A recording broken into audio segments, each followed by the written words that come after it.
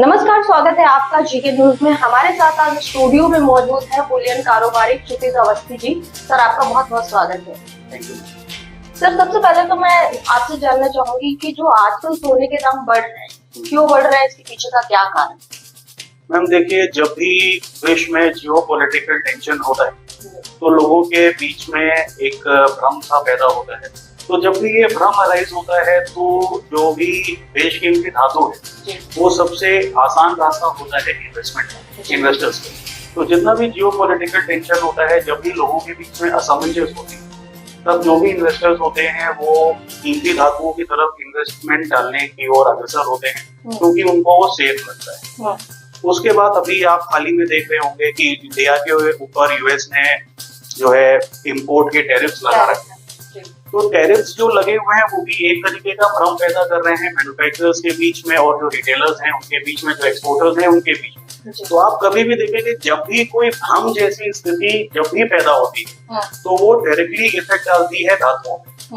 तो जो इन्वेस्टर होता है वो अपने आप को सेफ रखने के लिए धातु पे इन्वेस्टमेंट को अपने बढ़ा देता है। तो जब इन्वेस्टमेंट उस पे बढ़ जाता है तो उसका जब डिमांड बढ़ जाता है तो ऑब्वियसली बात है कि उसके जो रेट्स है वो हाई होने लगते हैं।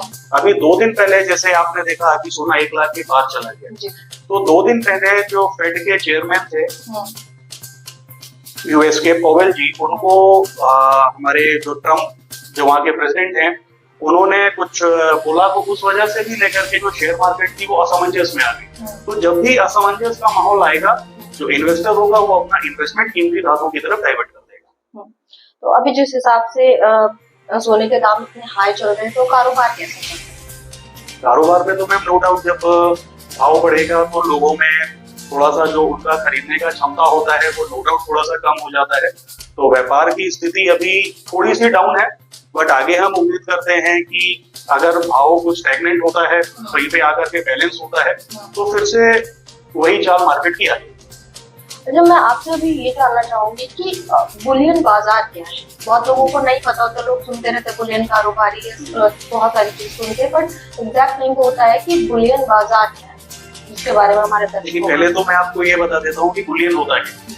बुलियन हमारा होता है 24 कैरेट प्योर सोना, 99.9% प्योर या 99.5% प्योर जो सोना होता है उसे हम बुलियन जो होती है उसमें हम डालते हैं। अब बुलियन क्या जरूरत होती है ज्वेलर के? ज्वेलर जब भी अपना सोना बेचता है ज्वेलरी के फॉर्म में, तो उसके बाद स्टॉक का डेफिसिट हो जाता है। तो जिस भाव पे भी वो बेचता है उस भाव पे वो सोने की खरीदी करता है कि जो उसके प्रॉफिट है वो रिटेन रहे।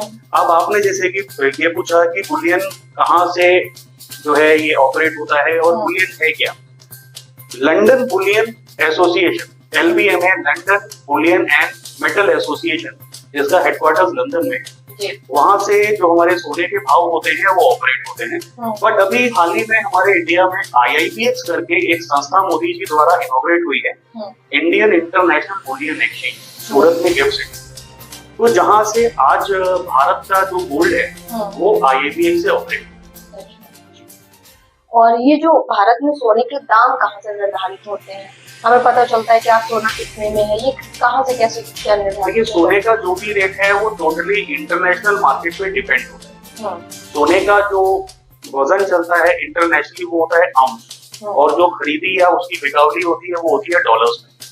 तो डॉलर से जो डॉलर है वो इंटरनेशनल स्टैंडर्ड है हमारे यूनिट्स का, तो वो डायरेक्टली डील होता है LBMA से। तो LBMA में जो रेट आ रहा होता है वही लगभग सारे देशों पे जो है वो रेट लागू होता है। उसके बाद फिर उस देश का जो भी टैक्सेशन सिस्टम है वो उसमें लगता है। एक्साइज लग रहा है तो एक्साइज लगता है, वेट लग रहा है तो वेट लग रहा है, GST लगता है तो GST। अभी जैसे हम लोगों को जब सोना किसी को भी अगर सोना लेना होता है तो पहले सबसे पहले हम लोग ऑनलाइन चेक करते हैं कि सोने का भाव क्या है। पर जब भी हम किसी दुकान में या शोरूम में जाते हैं तो वहाँ पे भाव अलग होते हैं, ऐसा क्यों? मैम, जो भी हम भाव ऑनलाइन देखते हैं जी, वो एक्चुअल में हमारा MCX का रेट होता है जिसपे हम ट्रेडिंग करते हैं। कोई फिजिकल गोल्ड या कोई फिजिकल पैसा उसमें इन्वॉल्व नहीं होता है। इलेक्ट्रॉनिकली और डिजिटली हम उस गोल्ड को MCX के माध्यम से, MCX एक्सचेंज के माध्यम से हम उसे ट्रेड करते हैं। सिंपल भाषा में अगर हम ये कहें कि एक शेयर की तरह हम सोने को भी ट्रेडिंग करते हैं। बट जब वो सोना फिजिकल फॉर्म में मार्केट में आता है तो उसमें जीएसटी लगती है, उसमें जो लोकल कार्टेज होता है वो लगता है, तब उसके बाद वो सोना सोनार के पास आता है। तो 3% आप उसमें जीएसटी ऐड कर लीजिए और जो भी उसका लोकल कार्टेज लग रहा है, से बॉम्बे से सोना लखनऊ आए तो 2000 रुपये प्रति किलो जीएसटी के बाद, जीएसटी से पहले आप उसमें वो लगाएंगे, फिर उसके बाद 3% की जीएसटी लगेगी। तब आप देखेंगे कि जो सोनार का रेट है और जो हमारा ट्रेडिंग का रेट आपको इंटरनेट में दिखा रहा है वो लगभग बराबर है। तो आपने जैसे बताया अभी सोने के दाम क्या लगता है और बढ़ने वाले हैं या कम होंगे? डेफिनेटली बढ़ेगा मैम, जैसा कि गोल्डमैन सैक्स का एक रिपोर्ट आया हुआ है कि आने वाले साल में हम जो सोने को ट्रेड करेंगे वो अप्रोक्स $4500 प्रति आउंस के आसपास हम ट्रेड करेंगे। ये उन्होंने रिपोर्ट निकाला प्रेजेंट सिनेरियो के हिसाब से। बट जिस तरीके का हमारे विश्व में जियोपॉलिटिकल टेंशंस चल रही हैं, हर जगह पे एक अस्थिरता का माहौल है, वहाँ पे मुझे ऐसा लगता है कि साल के अंत में जो हमारा सोना है वो $4800 के आसपास ट्रेड होना चाहिए। तो अप्रोक्स अगर आप देखेंगे तो 1,40,000 या 1,50,000 रुपए के आसपास का भाव जाने वाला है सोने का साल के अंत में। तो अगर इतना भाव जाएगा तो जो व्यापार में क्या असर पड़ेगा आने वाले समय में?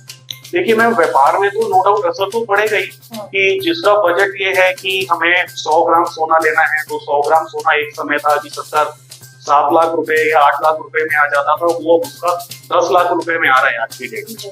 तो 2 लाख रुपए का उसके ऊपर अतिरिक्त बर्डन पड़ रहा है, तो थोड़ा सा फर्क तो आएगा ही। बट मुझे पूरी उम्मीद है कि मार्केट इस फर्क को भी एब्जॉर्ब तो जो है हो जाएगा, क्योंकि इंडिया में हमेशा से शादी ब्याह होती रही है।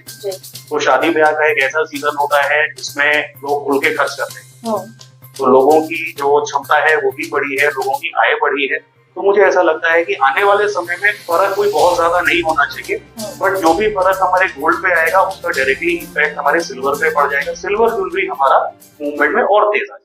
अच्छा, आप बेसिकली लखनऊ से हैं और लखनऊ में बहुत सारे ऐसे मतलब शोरूम्स हैं, ज्वेलर्स हैं, बट जो बहुत लोग जाते हैं ज्वेलरी के लिए तो बहुत सारा कंफ्यूजन होता है। तो आप जो लखनऊ के आपके जो ग्राहक हैं या जो भी लखनऊ की आपकी जनता ये वीडियो देख रही है, तो जब भी वो सोना लेने जाए उसके पहले क्या कुछ टिप्स आप उनको देना चाहेंगे, कुछ बताना चाहेंगे? देखिए, पहली चीज तो मैं ये कहूंगा कि आप सोना उसी सोनार के पास से ले जिसका BIS में रजिस्ट्रेशन। सबसे जो भी सोनार BIS में रजिस्टर्ड नहीं है उसके पास से सोना मत ले। अब BIS है क्या? Bureau of Indian standard. BIS ने एक बेंचमार्क सेट करके रखा हुआ है कि ये परसेंटेज में इतना प्योरिटी या इतना उसमें शुद्धता होना चाहिए। जैसे अगर हम बात करते हैं 22 कैरेट सोने, तो 22 कैरेट सोने पे जो मिनिमम जो उसका परसेंटेज होता है प्योरिटी का वो होता है 91.6%। उसको BIS सर्टिफाई करती है। उस सर्टिफाई करने पे BIS एक HUID नंबर देती है, हॉलमार्किंग यूनिक आइडेंटिफिकेशन डिजिट, जैसे आपका आधार नंबर। हर ज्वेलरी का एक यूनिक ID दे रखा है BIS में, उसको जरूर चेक करें।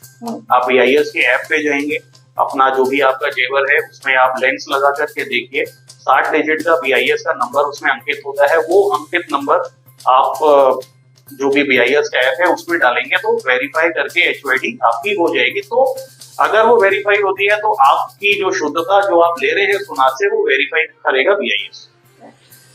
और इसके साथ जो ये 18 कैरेट वाला बहुत चलता है, जैसे आपका 24 कैरेट हो गया, 22 कैरेट हो गया और 18 कैरेट, इन तीनों में डिफरेंसेस क्या है, आप दर्शकों को बताएंगे तो बेहतर है।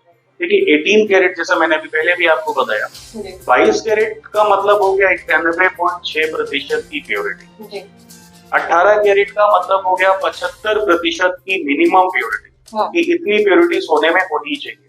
और 24 कैरेट का मतलब हो गया 99.5 या 99.9% की प्योरिटी।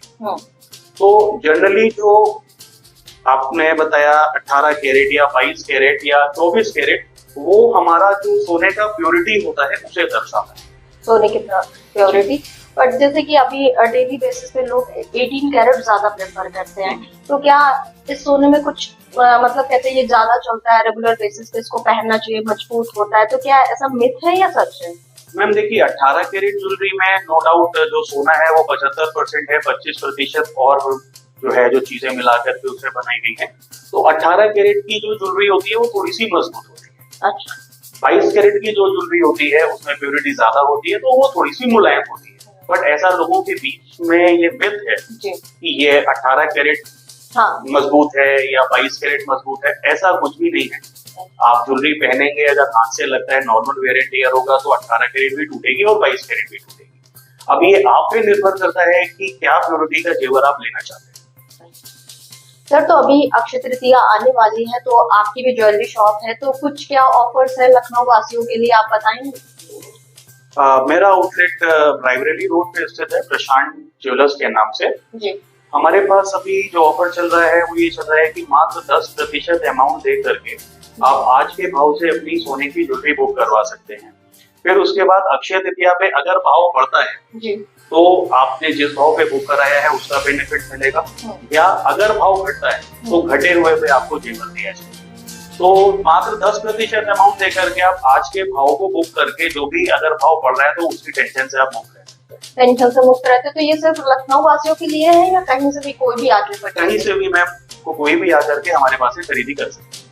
तो जैसा कि सर ने बताया कि उनके यहाँ अक्षय तृतीया को लेकर एक बहुत अच्छा ऑफर चल रहा है, तो अगर किसी को भी ज्वेलरी वगैरह परचेज करनी हो तो आप जाके इनकी प्रशांत ज्वेलर्स विजिट कर सकते हैं। और सर बहुत बहुत धन्यवाद आपका हमारे साथ जुड़ने के लिए।